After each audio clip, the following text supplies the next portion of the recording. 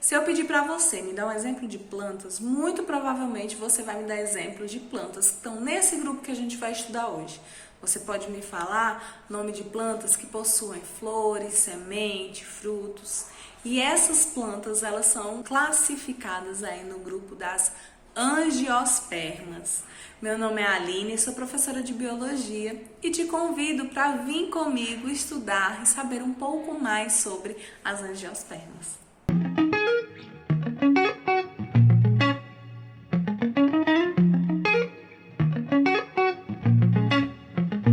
Esse grupo, o grupo das angiospermas, é o grupo que tem maior diversidade, tá, de espécies. Cerca de 90% das espécies já identificadas, elas são do grupo das angiospermas. E por que isso? Isso se dá justamente pela facilidade de dispersão dessa espécie. Quais são as características marcantes desse grupo? Presença de flor, que a gente não tinha visto ainda, presença de fruto, que a gente também não tinha visto ainda. De semente, também tem semente, mas a gente já tinha a semente lá nas gimnospermas. Então, semente, flor e fruto são as características principais aí das angiospermas. Tem uma variedade de nomes, de espécies, de características que se diferenciam entre as espécies. E o fruto, ele é uma característica muito importante para essas espécies, por quê? Porque as frutas auxiliam na dispersão das sementes. Como assim? As sementes, elas vão estar lá dentro dos frutos. Os frutos, eles vão proteger essa semente. E aí, alguns animais vão se alimentar desses frutos, podem estar aí engolindo aí as sementes e vão aí, por exemplo, aves vão aí dispersar essa semente através das fezes em lugares mais distantes. E aí essas árvores, elas vão começar, essas espécies, elas vão começar a crescer em lugares mais distantes do que de onde originou aí o fruto que foi alimento para essa espécie, para esse animal. O fruto, ele tende a ser bonito, atrativo, apetitoso, justamente para chamar a atenção dos animais para que comam, se alimentem deles e ajudem aí a disseminar as espécies. Coloquei aqui dois exemplos bem característicos aqui da região do Cariri cearense, tá? Que é o pequi. O pequi, aqui a gente tem a flor do pequi, aqui a gente tem o próprio pequi, tá aí para quem gosta, o pequi. E eu tenho aqui também o caju. Temos aqui as flores do caju e o caju. A gente vai ver várias classificações, tipo de flores, tipos de frutos em outras aulas aí pra frente. E a gente vai estudar aqui, primeiro, começar pelas estruturas das flores, tá? Então, pega seu caderno, desenha aí uma flor, que vamos anotar as estruturas e para que eles servem. Primeiro, não tenho aqui anotado o nome, mas eu tenho um pedúnculo, tá? Que é a hastezinha que segura a flor. Logo em seguida do pedúnculo, a gente tem um receptáculo floral, que é onde está anexada a flor, que é a estrutura que sustenta a flor. Junto a esse receptáculo, a gente tem, sabe aquelas folhinhas verdes que tem abaixo da flor? A gente tem as sépalas, tá aqui, essas folhinhas verdes são as sépalas, que elas são um pouco menor e geralmente verde, né? Aqui nós temos as pétalas, que elas tendem a ter cores vibrantes, justamente para atrair insetos, aves. E aqui eu quero falar sobre as estruturas reprodutivas, masculina e feminina. Masculina, como sempre, né? Mais simples. Temos aqui o filete, que é essa linhazinha aqui, e lá no topo do filete eu tenho a antera, que é onde serão produzidos os grãos de pólen. O conjunto do filete das anteras a gente chama de estame. Essa é a estrutura reprodutiva masculina. Estrutura reprodutiva feminina, vamos lá. Vamos começar de cima para baixo. Nós temos aqui o estigma, que é onde vai receber o grão de pólen. O estilete, que é esse corredorzinho que vai nos levar até o ovário. Aqui nós temos o óvulo. E aqui esse tubo polínico aqui, ele vai ser formado no momento da reprodução, que eu vou mostrar já já para vocês. Quando ela é fecundada, a flor ela vai dar origem ao fruto. Aqui eu tenho o que seria o pedúnculo da flor, aqui, e o fruto, a própria flor. O desenvolvimento desse ovário dará origem ao fruto, tá? Agora a gente vai estudar como se desenvolvem os gametas feminino e masculino aqui na flor. Mostrei para vocês os estames, né, que é o filete, lá em cima tem a antera. Nessa imagem aqui eu tenho como se fosse a antera partida ao meio, e aqui, ó, dentro dessa antera eu tenho sacos polínicos, que é onde se desenvolverão os grãos de pólen. Então tá aqui, ó, peguei a antera, cortei, tá aqui a imagem. Aqui dentro eu tenho uma célula chamada de micrósporo, que ela é diploide. Ela vai sofrer a meiose, lembrando que a meiose, uma célula dá origem a 4 células, com metade do material genético. Então eu terei micrósporos, o que? Haploides.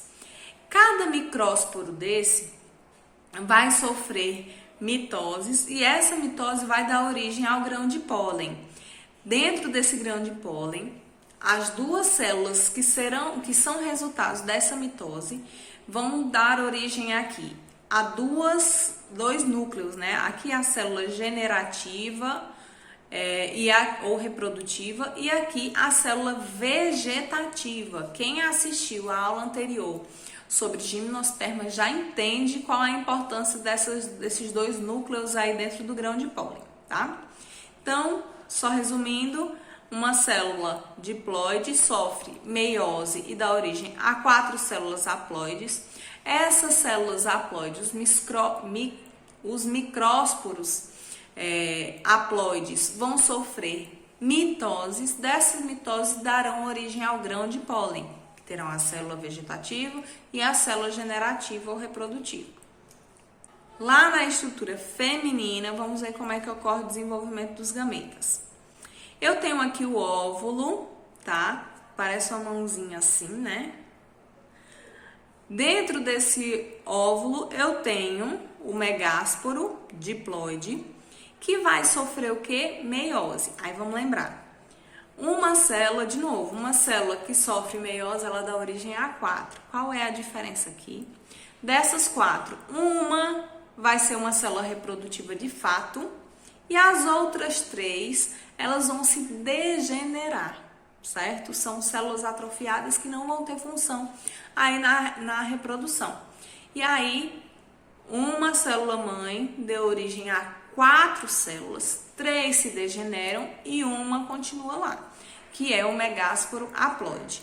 Esse megásporo, ele vai sofrer 3 mitoses. Bora lembrar. Na mitose, uma célula dá origem a 2, né? Então, tem lá um megásporo, ele sofreu mitose por 2 células, né? Deu origem a 2 células. Segunda mitose, deu origem a 4 células. Terceira mitose, deu origem a 4 células. Essas 8 células, elas terão funções diferentes. Elas sofrerão aí uma diferenciação e darão origem aqui, ó, a 2 núcleos polares que ficam lá no meio do óvulo da célula. Eu acho que eu esqueci de falar para vocês, né? Óvulo nas flores não é o gameta reprodutivo. É o local onde será desenvolvida o gameta feminino, tá? Então, aqui dentro do óvulo, a gente vai ter os 2 núcleos polares. Aqui a gente vai ter as antípodas. Vamos ter 2 sinérgides e, finalmente, uma osfera. O que a gente vai precisar ficar atento? Principalmente em 2 desses tipos. São 4 tipos de células, mas são 2 que a gente vai precisar mais. A osfera, que a gente já sabe, que é a célula de fato reprodutiva. E esses 2 núcleos polares, que eles vão ser importantes lá na hora da reprodução, certo? Façam um esquema no caderno de vocês, anotem esses nomes, anotem essas estruturas, desenhem, que isso vai facilitar na sua compreensão, tá bom? E agora a gente vai para a etapa de unir aí esses gametas que foram produzidos nesses 2 processos que eu falei para vocês. Então vamos lá. Aqui eu tenho a estrutura reprodutiva feminina. Aqui nós temos o ovário, aqui dentro nós temos o óvulo, todas aquelas células bem lindas que eu já falei para vocês, beleza. Quando os grãos de pólen atingem aqui os estigmas, vai ocorrer o seguinte. A célula germinativa, que a gente pode chamar de célula tubo, ela vai dar origem ao tubo polínico. Qual a função do tubo polínico? Digamos assim, abrir caminho para que as células germinativas elas cheguem lá na oosfera. A célula reprodutiva ou a célula generativa, germinativa, essa célula ela vai já aqui, tá? Já aqui nesse túbulo, no meio do caminho, ela vai sofrer uma mitose. Ou seja, eu tinha uma célula reprodutiva, eu vou dar origem a duas. Beleza. Essas células, elas vão descer por todo o tubo polínico. E dessas duas células generativas, uma vai fecundar aqui a oosfera. Beleza. Oosfera. A célula reprodutiva feminina com a célula reprodutiva masculina se une e dá origem ao embrião. Show! E a outra, Aline, vai para onde? Ela vai se unir com os dois núcleos polares. Então, eu tenho dois núcleos polares, cada um haploide, N, e tem uma célula reprodutiva masculina, N. Quando eu junto, eu vou ter uma célula o quê? Triploide. Aline, eu nunca ouvi falar um negócio desse. Mas acontece aqui nas angiospermas. Então, a gente vai formar aí uma célula triploide. Formamos aqui, ó, a célula triploide. Vamos ter aqui o embrião, o zigoto, que vão sofrer mitoses.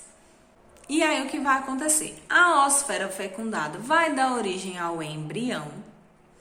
E aqui, os núcleos polares que também fecundaram, formando aqui uma célula triploide, ela vai dar origem ao endosperma. Lembra aquele material nutritivo que protege, que envolve o embrião para que ele se desenvolva lá dentro? Pronto. Então, essa célula triploide, ela vai dar origem ao endosperma. E a oosfera fecundada vai dar origem aí ao embrião. Esse embrião vai se desenvolver. O que era aí? O óvulo, lembra que eu disse que isso aqui é o óvulo? O que era o óvulo? Ele vai dar origem à casca da semente, que vai proteger a semente para ela não desidratar, para ela não sofrer com alterações de temperatura. E o ovário, que é essa estrutura aqui, ó, ela vai desenvolver e dar origem a quê? Ao fruto. Então, vamos retomar. Temos aqui a oosfera e os núcleos polares que foram fecundados. A oosfera fecundada vai dar origem ao embrião. Os núcleos polares que se uniram à célula germinativa vai dar origem ao endosperma. Esse óvulo vai dar origem ao tegumento, à casca da semente. E eu tenho aqui o ovário que vai dar origem a quem? Ao fruto. Nós temos aí algumas classificações quanto ao tipo de flores, ao tipo de fruto, mas isso aí fica mais pra frente, tá? O que você precisa saber é esse processo reprodutivo. São vários nomes. Use a estratégia que você precisar para associar aí esses nomes à estrutura, para ficar mais fácil para você. E espero que você tenha gostado da nossa aula, que tenha sido o mais esclarecedor possível. Eu tentei simplificar o máximo possível. Tem alguns nomezinhos que não tem como tirar, então deixei o mais claro que eu poderia. Espero que você tenha gostado e aí eu vou pedir que você, além de se inscrever, ainda realize os 3 Cs que eu preciso de você. C de curtir, comentar e compartilhar. Compartilhe aí com seus colegas essa aula. Espero que ajude você. Espero que tenha ajudado você. Espero que ajude o seu colega também. E espero também você nas próximas aulas. Um grande beijo e até lá.